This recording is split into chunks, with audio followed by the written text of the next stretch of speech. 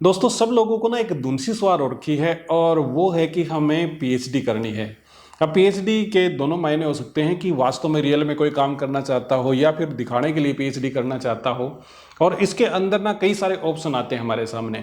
इसके अंदर government university भी आती है और गवर्नमेंट के भी टू पार्ट होते हैं। जैसे सेंटर की बात करें, सेंट्रल यूनिवर्सिटी की, और फिर स्टेट यूनिवर्सिटी आती है। इसके साथ में डीम्ड यूनिवर्सिटी भी आ जाती है, प्राइवेट यूनिवर्सिटी भी आ जाती है। परंतु थंबनेल के ऊपर आपने देख ही लिया होगा, आज का जो मेन टॉपिक है वो है कि प्राइवेट यूनिवर्सिटी के नुकसान क्या हैं। यदि आप प्राइवेट यूनिवर्सिटी के अंदर एडमिट हो जाते हैं तो उसके नुकसान क्या हैं। परंतु याद ये रखिएगा कि सिक्के के हमेशा दो पहलू होते हैं, एक अच्छा होता है एक बुरा होता है। प्राइवेट यूनिवर्सिटी के फायदे भी हैं और नेक्स्ट जो वीडियो आएगा वो आएगा कि प्राइवेट यूनिवर्सिटी के फायदे क्या हैं यदि आप रजिस्टर्ड होते हैं। तो सबसे पहले बात करते हैं प्राइवेट यूनिवर्सिटी के नुकसान के बारे में। नमस्कार दोस्तों, मैं हूं डॉक्टर दलबीर सिंह और आप देख रहे हैं यूट्यूब चैनल क्वेस्ट इंडिया। दोस्तों, प्राइवेट यूनिवर्सिटी के नुकसान की चर्चा करने से पहले आपसे अपील करूंगा कि चैनल को आप सब्सक्राइब जरूर कर दें। हमारा दूसरा चैनल है डी ब्लॉग, आप उस पर भी विजिट जरूर करें। दोस्तों, यूनिवर्सिटी चाहे कोई भी हो, हमेशा याद रखना एक्सेप्शनल केस इज एवरीवेयर। मतलब हर जगह पे एक्सेप्शनल केस होते हैं। बहुत सारे कैंडिडेट आपको अच्छी से अच्छी यूनिवर्सिटी के अंदर खराब मिल जाएंगे और बहुत सारे कैंडिडेट ऐसे होंगे जो खराब से खराब यूनिवर्सिटी के अंदर भी बहुत ही टैलेंटेड होंगे। तो वीडियो को शुरू करते हैं और पहला पॉइंट देखते हैं कि प्राइवेट यूनिवर्सिटी के अंदर नुकसान का सबसे बड़ा पॉइंट और पहला पॉइंट कौन सा है।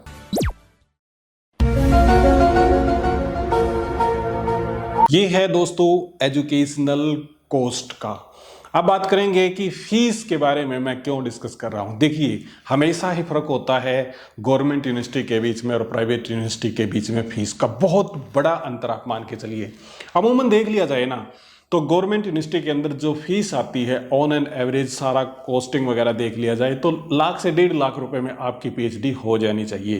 परंतु यदि आप पीएचडी करेंगे प्राइवेट यूनिवर्सिटी से, या प्राइवेट यूनिवर्सिटी की मैं बात करूं आपको, तो आपको खर्चा 3 से 5 लाख के बीच में आएगा ही आएगा। कब ये कहेंगे कि मैंने इतने में कर ली उतने में कर ली, दुकान की बात मैं नहीं कर रहा कि आपको 1 लाख रुपए में या 1.5 लाख रुपए में कोई डिग्री ला के दे देता, वो एक अलग बात है।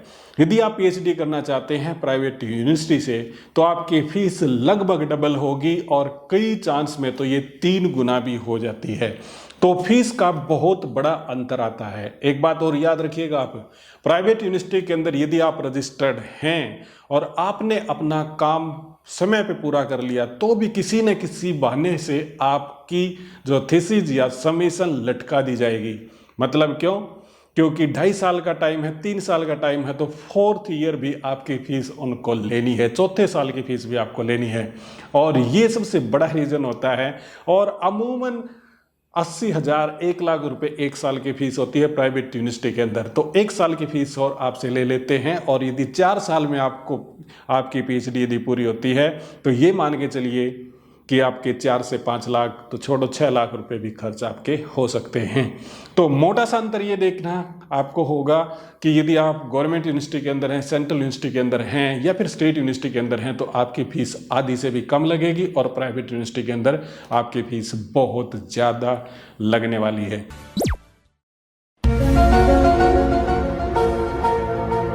दोस्तों, सबसे बड़ा अंतर फीस का। फिर उसके बाद में दूसरे अंतर की यदि बात करें तो वो है आपकी वैल्यू और वेटेज जो आपकी डिग्री की होने वाली है।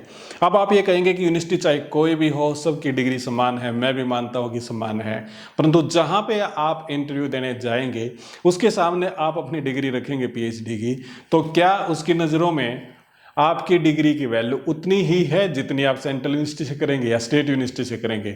और मैं सच्चाई आपको बताता हूं कि ऐसा बिल्कुल भी नहीं है। वो देखते ही समझ जाएगा कि प्राइवेट यूनिवर्सिटी से करके आया है तो कुछ ना कुछ रिलैक्सेशन तो इसने ली है। हो सकता है अटेंडेंस की हो सकता है काम की हो सकता है और किसी चीज़ की हो सकता है काम ही दूसरे से करवाया हो सकता है डिग्री ही बिल्कुल फ्रॉड हो। फ्रॉड का मतलब ये नहीं कहेंगे हम कि वो नकली बना ली है, मतलब ये है कि उसने काम बिल्कुल भी नहीं किया, किसी और से काम करवाया है, सब का सब मतलब कागजों में बस सबमिशन हुआ है, इस प्रकार की हो।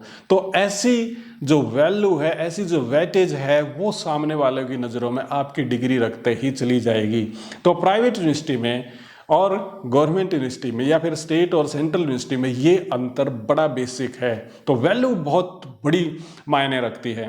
परंतु यदि आप बात करेंगे कि किसी गवर्नमेंट के इंटरव्यू वगैरह पे आप जाएंगे, जैसे मैं हरियाणा के अंदर हूं तो हरियाणा के अंदर HPSC असिस्टेंट प्रोफेसर की वैकेंसी निकलती है, या PhD के पिछला जो रिकॉर्ड रहा है 1 नंबर 2 नंबर या 3 नंबर मिलते रहे हैं, तो यदि वो नंबर मिलते हैं तो फिर उसमें कोई दिक्कत नहीं है। तो 1 नंबर 2 नंबर आपको वो मिलेंगे क्योंकि डिग्री आपने कर रखी है और उसकी बराबर ही वैल्यू देखी जाती है अकॉर्डिंग टू रूल। परंतु जो इंटरव्यू लेने वाला है उसके अंदर उसके परसेप्शन का आप क्या करेंगे, उसके परसेप्शन को आप चेंज कैसे करेंगे, वो सिमिलर इसको नहीं समझेगा। तो इसलिए वैल्यू और वेटेज के अंदर अंतर आ जाता है। और वैल्यू और वेटेज के अंदर अंतर तो आप इसको छोड़ दीजिए, सरकारी यूनिवर्सिटी के बीच में भी होता है। कोई JNU से, कोई पंजाब यूनिवर्सिटी से, कोई DU से डिग्री लेके आता है या फिर कोई नॉर्मल गवर्नमेंट यूनिवर्सिटी से डिग्री लेके आता है, उनके अंदर भी वैल्यू और परसेप्शन का वेट का अंतर होता है। तो प्राइवेट और गवर्नमेंट में तो अंतर आएगा ही आएगा।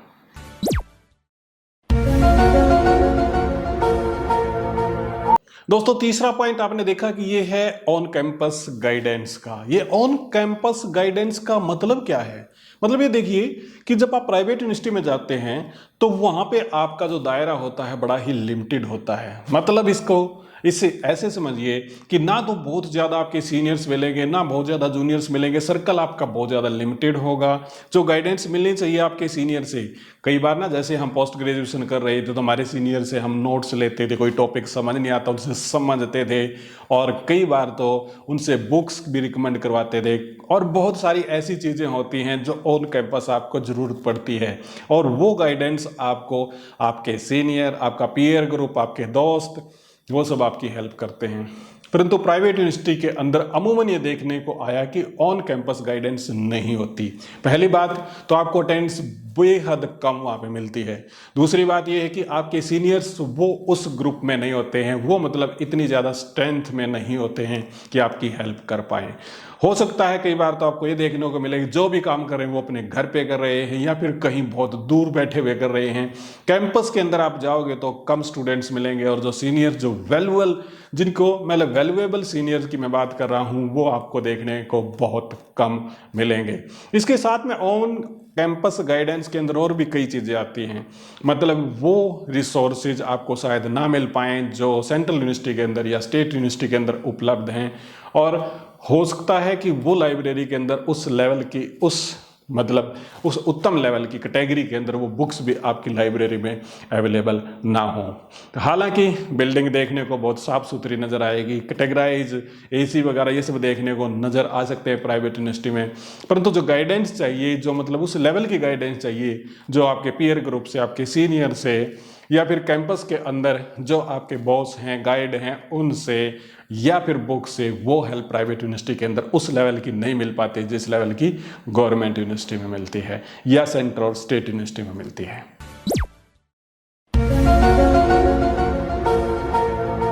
दोस्तों हमारा अगला पॉइंट है बड़ा शानदार, और वो सब्जेक्ट से रिलेटेड है कि जो आपकी ऑफरिंग है ना प्राइवेट यूनिवर्सिटी के अंदर, वो लिमिटेड है।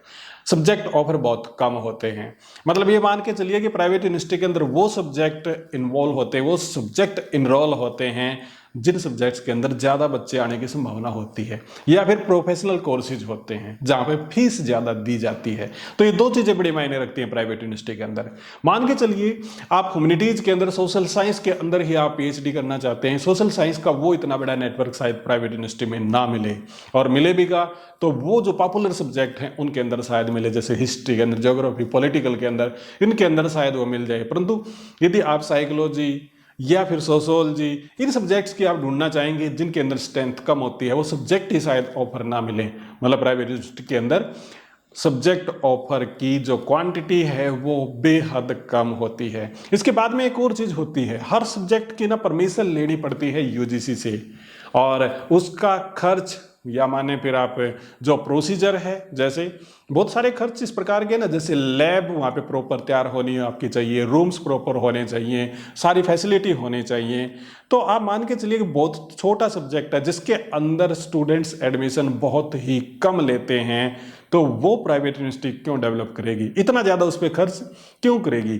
क्योंकि उसके प्रोफेसर भी हायर करने पड़ेंगे। ये सारी चीज़ें जुटाने के अंदर प्राइवेट यूनिवर्सिटी को उसका बहुत बड़ा संसाधन लग जाएगा। तो सब्जेक्ट वही ऑफर किए जाते हैं जो पॉपुलर होते हैं, और यूजीसी भी बहुत सारे सब्जेक्ट की परमिशन प्राइवेट यूनिवर्सिटी को देती नहीं है। तो ये हमें ध्यान भी रखना होगा, आप ये याद रखिएगा, हमेशा ये ध्यान भी रखना होगा कि पर्टिकुलर आप जिस सब्जेक्ट के अंदर पीएचडी करना चाहते हैं, क्या वो यूजीसी से उसकी मान्यता मिली हुई है, यानी कि यूजीसी से अप्रूवल लेटर है प्राइवेट यूनिवर्सिटी को सब्जेक्ट के अंदर कोर्स करवाने का और पीएचडी करवाने का। तो सब्जेक्ट लिमिटेड होते हैं, तो ऑफरिंग बहुत ही लिमिटेड होती है।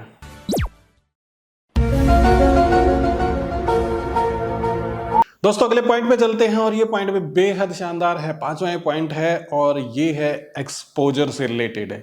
एक्सपोजर से मतलब आप क्या समझेंगे, जैसे आप सरकारी यूनिवर्सिटी के अंदर जाएंगे, गवर्नमेंट यूनिवर्सिटी, सेंट्रल और स्टेट यूनिवर्सिटी के अंदर जाएंगे, तो आपको बहुत बड़ा एक्सपोजर मिलेगा।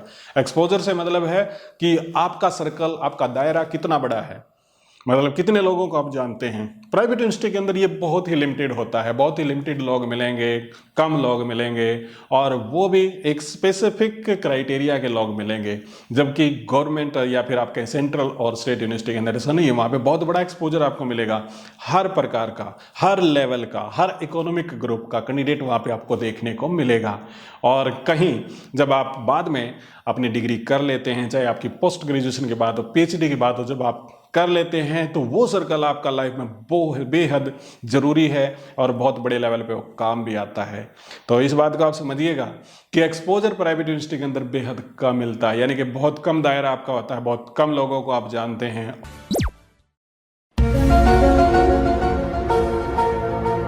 दोस्तों चलते हैं लास्ट पॉइंट पे, और लास्ट बट नॉट लीस्ट याद रखिएगा आप, और ये है फ्रीडम की बात। अब फ्रीडम से आप कैसे समझेंगे, मतलब मैं आपको इसलिए बताना चाहता हूं कि फ्रीडम का मतलब यहाँ पे ये है कि प्राइवेट यूनिवर्सिटी के अंदर जब आप एडमिशन लेते हैं या पीएचडी आप करते हैं, तो आपको उसी प्रकार से ट्रीट किया जाता है जिस प्रकार से एक मतलब आप बच्चे की तरह हैं, एक चाइल्डहुड की तरह हैं। मतलब क्या है कि बहुत सारी लिमिटेशन आपके ऊपर होती हैं, बांध दिया जाता है आपको। जबकि central university, state university, government approved university में ऐसा बिल्कुल भी नहीं है।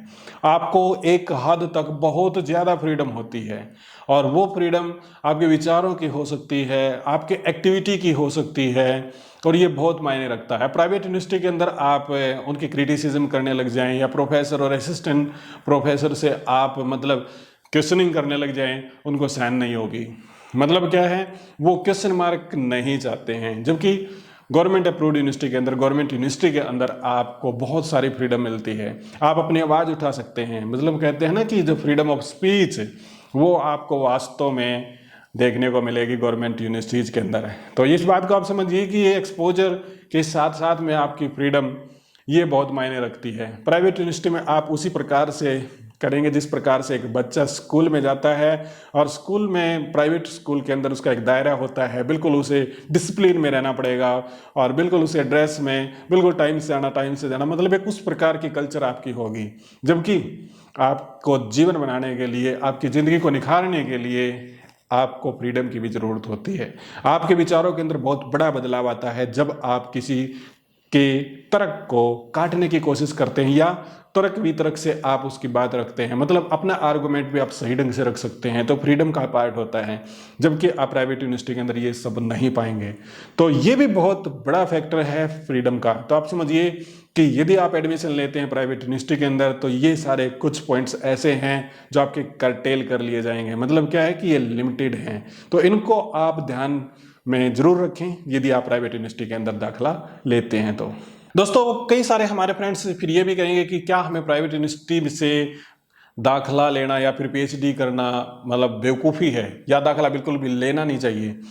ये बात ना अलग अलग ढंग पे, अलग अलग लेवल पे फिट होती है। तो इसे ना हम अगले जो वीडियो, हमारा नेक्स्ट वीडियो आएगा, उसके अंदर कवर करने की कोशिश करेंगे, और ये बताने की कोशिश करेंगे कि प्राइवेट यूनिवर्सिटी के कुछ फ़ायदे भी होते हैं, आप उनको भी ध्यान में रखिएगा। फिर उसके बाद में ये भी मैं आपको बताने की कोशिश करूँगा कि क्या प्राइवेट यूनिवर्सिटी से हमें दाखिला लेना ही चाहिए या नहीं, मतलब क्या है कि कौन सी यूनिवर्सिटी से आपको पीएचडी फिर करनी चाहिए, उसके बारे में भी बात करेंगे। दोस्तों इसी प्रकार से आप साथ दीजिएगा और हमारे साथ बने रहिएगा। अगले वीडियो में फिर मिलते हैं, तब तक दीजिएगा इजाज़त। बहुत बहुत आपका धन्यवाद।